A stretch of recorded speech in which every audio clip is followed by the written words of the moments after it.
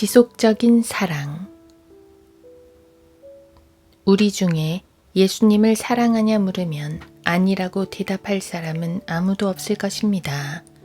누구라도 예, 주님, 저는 주님을 사랑합니다 라고 대답할 것입니다. 자신의 믿음이 부족하다고 생각하더라도 적어도 주님을 사랑하는 것만큼은 진심이라고 말할 것입니다.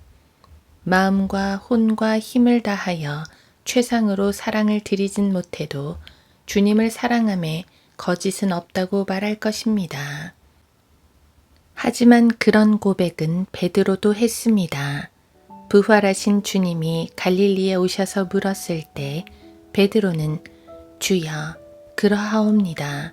주께서는 내가 주를 사랑하는 줄 아시나이다 라고 대답했습니다. 요한복음 21장 15절. 그것도 3번이나 말입니다. 베드로의 고백은 거짓이 아니었습니다. 그는 주님을 사랑하지 않은 적이 없었습니다.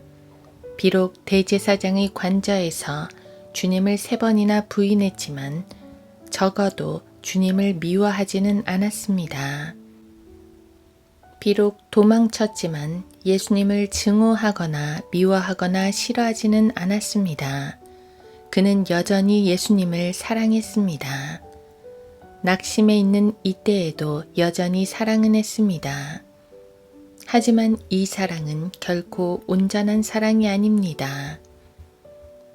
우리도 역시 주님을 사랑합니다. 사랑한다는 고백도 자주 합니다. 하지만 낙심하면서 사랑합니다. 세상을 두려워하면서 사랑합니다. 때로는 세상을 사랑하거나 죄를 지으면서 주님을 사랑합니다. 주님이 시키신 일을 거절하면서도 사랑은 합니다. 사랑은 한단 말입니다. 하지만 그게 정말 주님이 원하시는 사랑일까요? 그것은 그냥 감정적인 사랑일 뿐입니다. 주님은 베드로의 고백에 아무 평가도 않으시고 내 양들을 먹이라고만 말씀하셨습니다.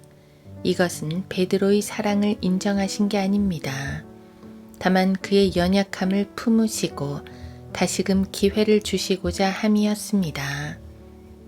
주님은 일찍이 베드로가 부인할 것과 돌이키실 것을 아셨습니다. 누가복음 22장 32절.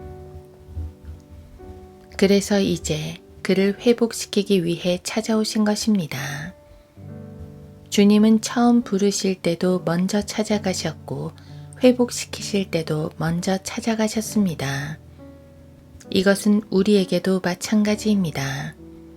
우리는 범죄했을 때 주님께 회개하지만 사실은 우리를 회복시키기 위해 주님이 먼저 찾아오시는 것입니다.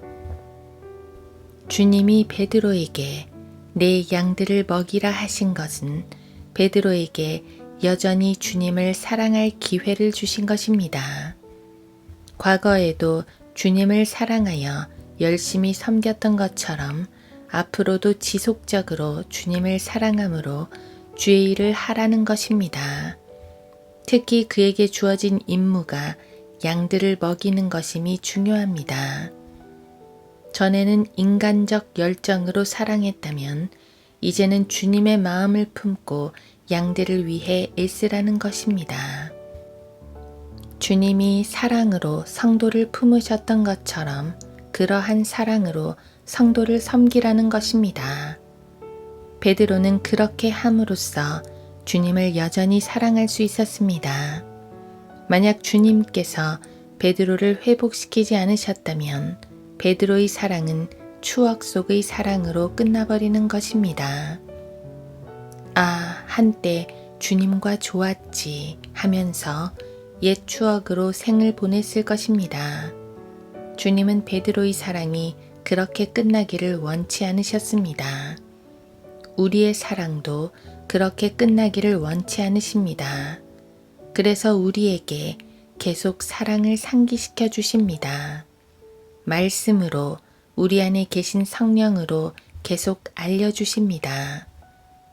주님에 대한 우리의 사랑은 단지 감정적인 사랑으로 끝나서는 안 됩니다. 옛 사랑의 추억으로 끝나서도 안 됩니다. 그 사랑은 순종으로 나타나야 하고 열정으로 나타나야 하며 성도들에 대한 관심과 섬김으로 나타나야 합니다.